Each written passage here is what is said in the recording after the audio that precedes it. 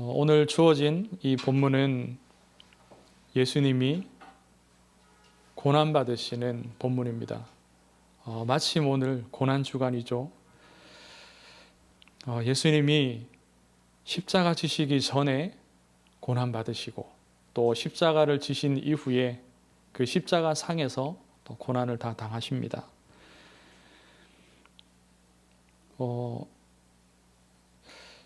이 본문 내용에 앞서서 약간 배경적으로 좀 설명을 드리자면 원래 그 십자가형을 받는 사람은 자기의 십자가를 자신이 지고서 이 언덕을 올라갑니다. 그리고 골고다 언덕에서 이 갈보리 언덕에서 그 십자가를 형을 당하게 되는 거죠.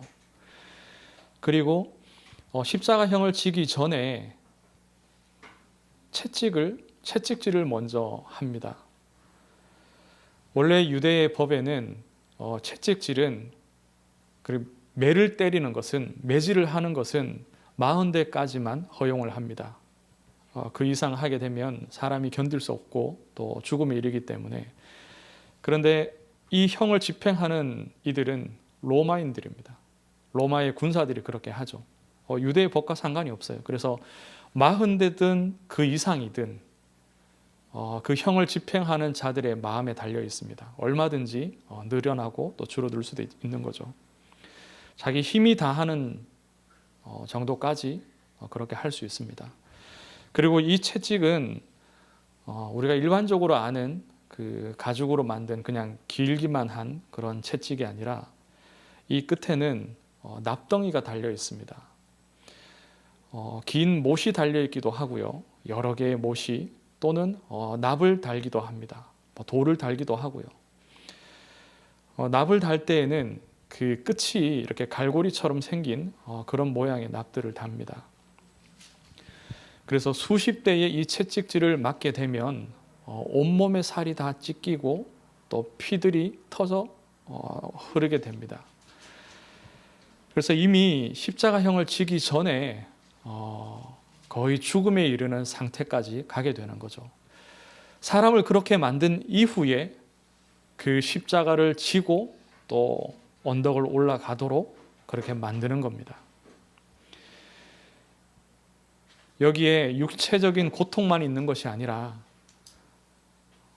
본문을 쭉 읽어보면요, 로마의 군병들이 또 로마인에게 재판받기 전에 그 공의회에서 이미 재판을 받을 그 당시에도 많은 희롱과 조롱을 예수님이 받으셨습니다.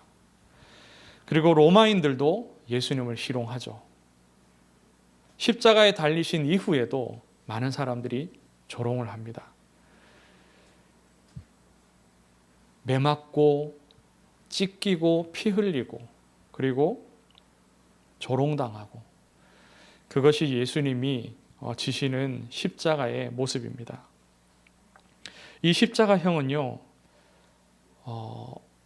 로마에 있어서 그 언도되어지는 여러 가지 그 형벌 중에 가장 참혹한 형입니다. 로마에서 시작된 형은 아닙니다. 그 이전에 나라들부터 있었는데 로마에서도 그것을 받아들인 거죠. 그러한 사형 제도를 받아들였습니다. 이 십자가에 사람을 다는 그 처음의 의도는요, 이 사람이 죄인이기 때문에 신성한 땅을 신의 영이 깃들어 있는 그 땅을 더럽히지 않기 위해서 나무에 달아 올려서 죽이는 것에서부터 시작을 한 겁니다. 그리고 로마 시민은 절대로 이 십자가형을 받지 않습니다. 그리고 이 십자가라는 그 단어조차 로마인들은 입에 올리지 않아요. 너무나도 저주스럽고 참혹한 그 형벌이기 때문에 절대로 로마 시민들은 이 형을 받지 않습니다. 그럼 누가 받냐? 이 식민지에서 반란을 일삼았거나 로마에 굉장한 대적을 한 사람이죠. 그러한 반란자나 아니면은 노예들 가운데에서 정상적인 그 로마의 시민이나 그런 사람들은 이 형을 받지 않습니다. 이것보다는 낮은 약한 그런 형벌들을 받죠. 그리고 하나님의 말씀에 근거하여서 볼 때에도 율법적으로 볼 때에도 이 십자가, 나무죠, 나무. 나무에 달리는 자는 하나님의 저주를 받은 자라는 그 말씀이 있습니다. 신명기 21장 23절에 보면은 이스라엘의 죄인들 가운데에 가장 악한 죄를 지은 자들은 죽여서 나무에 매달았습니다. 보통은 돌로 쳐서 죽여요, 사람을. 유대의 법에 의하면 그것도 악한 죄인입니다. 악한 죄인은 돌로 쳐서 죽이는데 가장 극악한 죄인들은 죽인 후에 나무에 달았습니다. 누가 나무에 달려서 이렇게 죽었느냐 하면은 그 가나안 정복 전쟁 때 하나님의 군대, 하나님의 백성 이 이스라엘을 대적한 그 국가의 족속들의 지도자들을 이렇게 참하였습니다. 가나안 땅에 있던 그 나라들의 왕들만 이렇게 죽였습니다. 이 십자가는 가장 악한 죄인에게 내려지는 가장 참혹한 형입니다. 물론 로마에 있어서는 로마에 대적한 자들에게 주어지는 형벌이지만 유대의 입장에서 보자면은 자기 나라를 위해서 로마의 반란을 이렇게 일으킨 자들이잖아요. 이 본문에 예수님과 함께 두 사람의 강도가 십자가형에 처해집니다. 근데 여기에서는 강도라고 말했지만 실제로는 강도가 아니라 정치범입니다. 빌라도 총독이 물었지 않습니까? 유대의 명절에 이렇게 한 사람을 살려주는 그러한 전통이 있는데 바라바를 살릴 것이냐 아니면 예수를 살릴 것이냐 둘 중에 하나는 죽일 건데 누구를 살리겠느냐 물었을 때 백성들이 바라바를 살리고 예수를 죽이라고 했습니다. 이 바라바가요 로마의 반란을 일으켰던 그 무리들의 지도자였습니다. 그리고 여기에 잡혀서 십자가에 죽는 이 두 강도가 그들의 중요한 수하들이었죠. 예수님 좌우에 그 강도들이 정치범들이 십자가에 달려 죽습니다. 그리고 가운데 자리가 예수님이 죽으시는 자리죠. 그럼 원래 이 자리가 누구의 자리겠습니까? 바라바가 달려서 죽어야 될 자리입니다. 가장 참혹한 그 형이 바로 십자가형입니다. 우리가 이 십자가에 대해서 육신적으로도 또한 영적으로도 잘 이해를 해야 될 필요가 있습니다. 이 십자가가 세상 사람들이 보기에는 미련한 것이고 구원을 받는 우리에게는 하나님의 능력이라고 분명히 말씀했거든요. 고린도전서 1장 18절의 말씀입니다. 그래서 이 십자가를 잘 이해하지 못하면 어떤 피상적인 관념 속에서 하나님의 복음의 그 깊은 내용을 우리가 놓칠 수 있습니다. 이 십자가는 자기 백성들에게는 버림받은 자에게 주어진 형입니다. 예수님에게 있어서 예수님에게는요. 예수님이 받으시는 이 십자가는 자기 백성들에게 버림받은 증거이고 또 자기의 제자들에게도 버림받은 증거입니다. 그러면 사람에게만 버림받으셨냐? 46절 말씀을 한번 보십시오. 오늘 읽지는 않은 본문이지만 예수님이 십자가에 달려 있으시면서 하신 말씀입니다. 엘리 엘리 라마 사박다니 하시니 이는 곧 나의 하나님 어찌하여 나를 버리셨나이까. 하나님께서도 지금 자기 아들 이 예수를 버리셨습니다. 분명히 증언하고 계시죠. 하나님이 버리셨어요. 그러나 끝까지 가보면 하나님이 그를 버리지 아니하시고 구원하신 것이죠. 그러나 적어도 이 십자가에서 자기 죄도 아닌데 다른 이 사람들의 죄를 대신해서 죽어가는 이 자리에서만큼은 예수님은 하나님의 버리심을 받은 것입니다. 분명히 말씀도 증언했죠. 나무에 달려서 죽는 그 자는 하나님의 저주를 받은 자다. 하나님께 버림받은 예수님, 그리고 하나님의 저주를 받은 예수님입니다. 이것이 십자가가 말하고 있는 것입니다.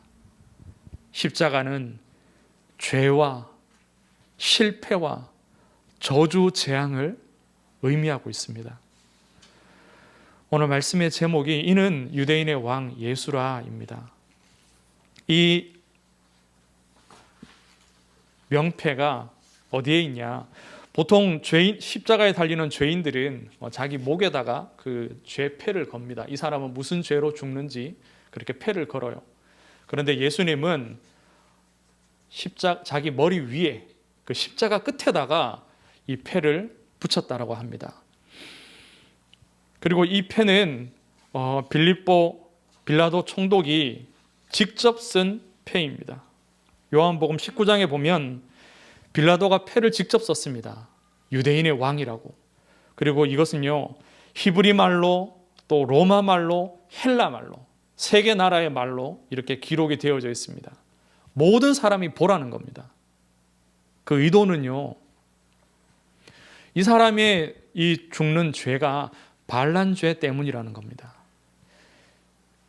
모든 족속들이 다 보고 알아라는 겁니다. 그냥 유대인의 왕이라고 쓰지 않고요, 이는 유대인의 왕이라.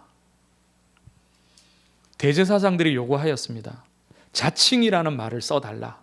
자칭. 그러나 빌립보는 그냥 내가 쓰고 싶은 대로 썼다라고 말해요. 이는 유대인의 왕이라. 이 말에는 경멸의 의미가 담겨 있습니다. 사실 그대로를 말하는 것이 아니고요, 실제로는 그가 유대의 왕이며 영적인 왕이고 온 우주의 왕이시죠. 그러나 그것을 빌라도가 알고 쓴 게 아니지 않습니까? 그의 의도는 보라, 유대의 왕이라고 반란을 일으킨 자가 이토록 처참한 십자가형에 처해지지 않느냐. 유대의 왕이라는 자가 로마에 무릎 꿇고 십자가형에 처해지지 않느냐. 이걸 말하고 있는 거예요. 무능력하고 지혜 없고 처참한 그 상황을 드러내고자 그렇게 표현을 한 겁니다. 십자가에 달려 죽는 주제에 네가 무슨 유대의 왕이 되겠느냐, 그런 조롱의 의미입니다. 십자가 그 자리는 죄인의 자리입니다. 그리고 조롱과 경멸을 받는 자리이고요, 하나님의 저주를 받고 하나님께 버림받은 자리입니다. 그래서 고린도전서 1장 18절의 그 말씀이 맞죠. 멸망하는 세상의 사람들이 보기에 그 자리는 제일 미련한 자입니다. 대제사장과 사람들이 뭐라고 말했습니까? 고개를 저으면서 뭐라고 말합니까? 성전을 헐고 사흘에 짓는 자여, 네가 만일 하나님의 아들이거든 자기를 구원하고 십자가에서 내려오라. 네가 능력 없으니 하나님의 아들이 아니니 그 자리에 달려 죽는 것 아니냐, 조롱합니다. 로마인들만 그런 것이 아니라 자기 백성 이스라엘 사람들이 하나님의 아들을 조롱합니다. 그리고 이어서 말하죠. 그와 같이 대제사장들도 서기관들과 장로들과 함께 희롱하여 이르되 그가 남은 구원하였으되 자기는 구원할 수 없도다. 그가 이스라엘의 왕이로다. 지금 십자가에서 내려올지어다. 그리하면 우리가 믿겠노라. 세상의 믿음이 이러하죠. 능력을 보이라, 그러면 믿겠노라. 하나님의 아들이라는 증거를 대라, 그러면 믿겠노라. 그러나 하나님은 그렇게 하시지 않습니다. 힘이 있는데 쓰지 아니하시고 천사와 그 군대들이 있는데 부르지 아니하십니다. 이 잔을 내게서 지나가게 해달라고 예수님이 기도하셨죠. 그러나 또 이어서 기도하십니다. 아버지의 뜻이여든 내가 받겠습니다. 예수님은 이 십자가에서 이 십자가형을 받았습니다. 왜요? 예수님은 자기 죄가 아니라 우리들의 죄를 대신 지시는 것입니다. 그가 받는 그 조롱과 경멸과 그 희롱은요, 그 고통은 바로 우리가 당할 것들입니다. 우리가 받아야 될 것들입니다. 우리가 저주받고 우리가 하나님의 버림받음을 당해야 되는데 그 모든 것들을 예수님이 대신 지셨습니다. 철저히 예수님이 대신 지셨죠. 그것도 외롭게 혼자서.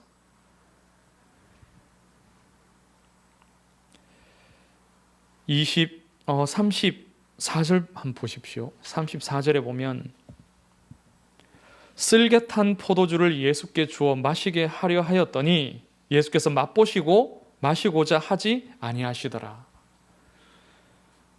다른 복음서에 보면은 마가복음에 보면 모략을 탄 포도주라고 말합니다. 모략을 탄 포도주. 이 쓸개와 이 모략을 이 술에 포도주에 탄 이것은요, 의도가 뭐냐 하면은 좀 정신을 잃을 수 있도록, 마취가 되도록, 마음이 막 이렇게 막 불안하고 공포와 두려움에 잡히는 것이 아니라 차분하게 만드는 겁니다. 진정시키면서 그 고통이 강화해질 수 있도록 마취시키는 의도로 이것을 주는 거죠. 그것도 정확하게 형벌에 이것이 있는 건 아니에요. 십자가형을 당하는 죄인에게 이것을 주어라 라는 법이 있는 건 아닙니다. 그러나 관습이 이랬어요. 십자가형이 너무나도 처참하다 보니까 이미 십자가에 달리기 전에 온몸에 다 찢기는 고통을 받은지라 그 고통을 감하기 위하여서 관습적으로 이 죄인들에게 주는 겁니다. 예수님을 생각하는 자들, 예수님을 위하여서 통곡하며 울었던 그들이 이것을 주었겠죠. 근데 예수님이요, 맛을 봤습니다. 음료를 주니까 너무나도 갈증이 나니까 맛을 봤는데 마취를 시키는 그런 음료란 말이에요. 그래서 예수님이 드시지 않았습니다. 이게 뭘 말하느냐? 예수님은 조금의 고통도 감하지 않고 우리가 죄인이 우리가 죽어야 되는 그 고통을 예수님은 다 감당하시는 겁니다. 예수님이 기도를 그렇게 했었잖아요. 이 잔이 내게서 지나가기를 원합니다. 그런데 예수님은 그 잔이 지나가고 또는 적은 양의 잔을 받는 것이 아니라 하나님이 주시는 가득한 그 분량의 잔을 다 받으시는 거예요. 하나님께서 따라주시는 그 고통의 잔을, 그 치욕의 잔을 그 분량만큼 다 받으시기 위해서 이 육신의 고통이 감하여지는 음료를 드시지 않은 겁니다. 철저히 고통받고 고난을 받으시는 것이 예수님의 뜻이고 또 그것이 하나님의 뜻입니다. 그런데 세상은 미련하게 보는 그 십자가가요, 이 그리스도 하나님의 계획 안에서 복음의 능력이 됩니다. 십자가의 그 자리는, 잘 들으십시오, 죄를 씻는 희생의 단입니다. 죄인을 치유하는 자리입니다. 우리 인생에 죄로 말미암은 저주를 없애는 자리입니다. 베드로전서 2장 22절에서 24절 말씀에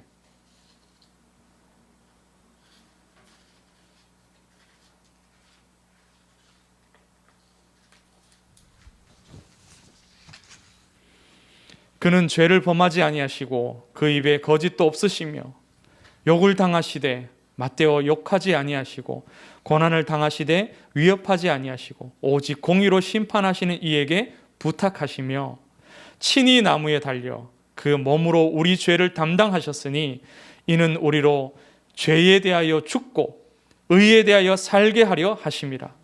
그가 채찍에 맞음으로 너희는 나음을 얻었나니.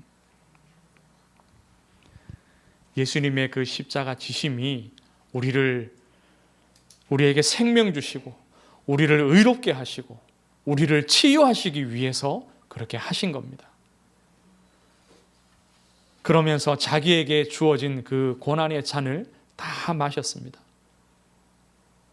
고난을 감하게 하는 잔을 마신 게 아니라 더 고통스럽게 하는 그 모든 것들을 다 받아들이셨습니다. 우리의 지혜로 하나님의 방법을 이해할 수가 없습니다. 성령께서 돕지 아니하시면은 우리는 하나님의 일을 깨달을 수가 없습니다.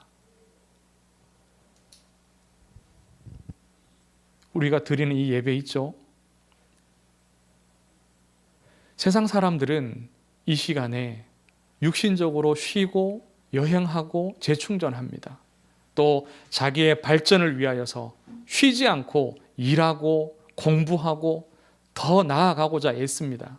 그런데 우리는 예배하죠. 매주 또 매일 자기의 나의 가장 소중한 시간, 가장 집중할 수 있는 시간을 하나님께 예배하는 데 드립니다. 세상에 보면 얼마나 미련한 일입니까? 또 교회가 무슨 힘이 있습니까? 구멍가게 같이 작은 그런 교회들 세상에 많습니다. 작은 교회들이 또 크다고 하더라도 그 교회들이 무슨 힘이 있어서 세상을 바꾸겠습니까? 어떻게 세상을 살리겠습니까? 더군다나 가장 미련해 보이는 것이 전도죠. 받지 않는다는 사람들이 대부분인데 그래도 계속해서 복음을 전하고 전도합니다. 사람들이 보기에 미련하고 너무나도 귀찮고 어리석어 보입니다. 이걸로 되겠습니까? 그런데 하나님께서 명하신 것들입니다. 뭐가 맞습니까? 우리의 눈으로 볼 때 우리가 당하는 많은 일들이 있습니다. 이건 아닌데 왜 이런 일들이 내게 일어나야 되냐? 왜 교회에서 이런 일들이 일어나야 되냐? 그런데 그 안에 사람의 말로 설명할 수 없는 하나님의 방법이 있습니다. 하나님의 계획이 있고 하나님의 뜻이 있습니다. 마태복음 16장 24절에 이렇게 말씀합니다. 누구든지 나를 따라오려거든 자기를 부인하고 자기 십자가를 지고 나를 따를 것이니라.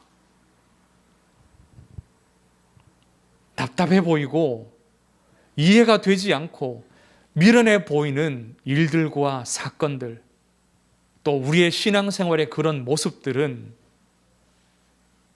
마치 예수님이 하나님의 아들이라면서 구원자라면서 그동안 수많은 능력들을 보여놓고서는 십자가에서 고통스럽게 죽임당하는 그 모습 같습니다.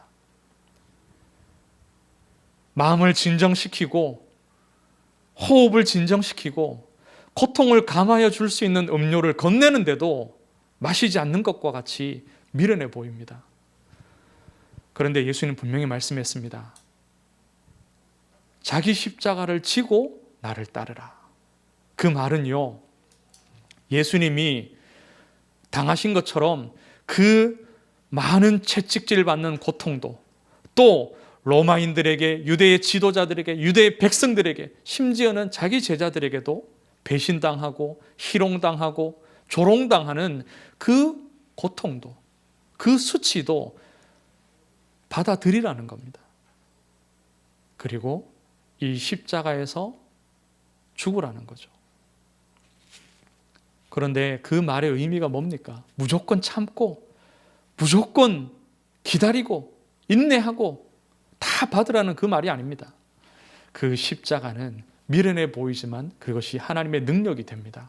그 십자가를 통해서 우리 인생의 죄 문제를 해결하는 하나님의 역사가 이루어지는 겁니다. 우리 인생이 구원받는 하나님의 구원의 역사가 이 십자가에서 이루어지는 겁니다. 하나님 바라보고 하나님의 뜻임을 알고 그리스도의 이름을 가지고서 그 능력을 사용하며 우리에게 일어나는 모든 일들을 하나님의 것으로 받으면 구원의 역사가 일어납니다. 하나님의 성령의 역사가 일어나게 됩니다. 교회가 힘을 얻고 일어나며 세상을 살리게 됩니다. 마태복음 11장 29절에서 30절에도 말씀하셨습니다. 십자가에 대한 언급을 하시기 일찍이 전에 말씀하셨죠. 나는 마음이 온유하고 겸손하니 나의 멍에를 메고 내게 배우라. 멍에가 뭐예요? 소에게 일 시키기 위해서 매는 겁니다. 짐을 끌고 쟁기를 끌게 하기 위해서 매게 하는 겁니다. 멍에를 맨 소가 자기 마음대로 갈 수 있습니까? 못 갑니다. 주인이 가자고 하는 대로, 하자고 하는 대로 해야 돼요. 예수님의 멍에를 맨 자는 예수님의 뜻대로 살아야 되는 겁니다. 그런데 이 멍에가 무겁고 고통스럽냐? 아닙니다. 분명히 예수님 말씀하셨어요. 나의 멍에를 메고 내게 배우라. 십자가의 그 고통을 그대로 받으시며 구원의 역사를 이루셨던 그 예수님께 배우라는 겁니다. 그리하면 너희 마음이 쉼을 얻으리니 이는 내 멍에는 쉽고 내 짐은 가벼움이라 하시니라. 세상은 절대 이해할 수 없습니다. 우리가 하나님의 은혜를 입고 구원을 받았지만 하나님의 성령이 아니면 우리도 이해할 수 없습니다. 교회에서 일어나는 일들, 세상이 교회를 대하는 이 모습들, 이 조롱과 희롱과 핍박이요, 이해가 안 되어집니다. 얼마나 미련한 겁니까? 하나님의 교회더러 입을 닫으라고 하시니 너희가 가진 인간적인 힘과 능력들을 쓰지 말라고 하시니 얼마나 답답합니까? 그러면서 말씀하시죠. 전도하라고, 복음 전하라고, 다른 말을 하지 말고 복음 전하라고 말씀하십니다. 이것이 그리스도의 멍에이고 하나님의 방법입니다. 예수님의 고난의 의미, 예수님의 십자가 지심의 그 영적인 의미를 우리가 정말로 알기를 원합니다. 사람의 지혜로 절대 알 수 없습니다. 요한복음 14장 26절 7절에 말씀하신 것처럼 보혜사 성령께서 이 그리스도의 말씀을 깨닫게 하실 줄 믿습니다. 능력이 되고 하나님의 능력이 되고 이 땅을 살리는 복음이 되는 그 십자가를 깊이 깨닫고 누리시기를 주의 이름으로 축원합니다. 하나님 아버지 은혜를 감사합니다. 우리를 멸망받는 자리에 두지 아니하시고 미련한 자로 남지 않게 하시며 오직 성령의 역사 속에서 그리스도의 십자가를 깨닫게 하시니 감사합니다. 그 십자가를 나도 지게 하시고 우리도 그 그리스도의 멍에를 함께 매며 그리스도의 평안과 그리스도의 구원의 역사와 그리스도의 쉼을 얻고 누리게 하여 주옵소서. 살아계신 예수 그리스도 이름으로 기도드립니다. 아멘.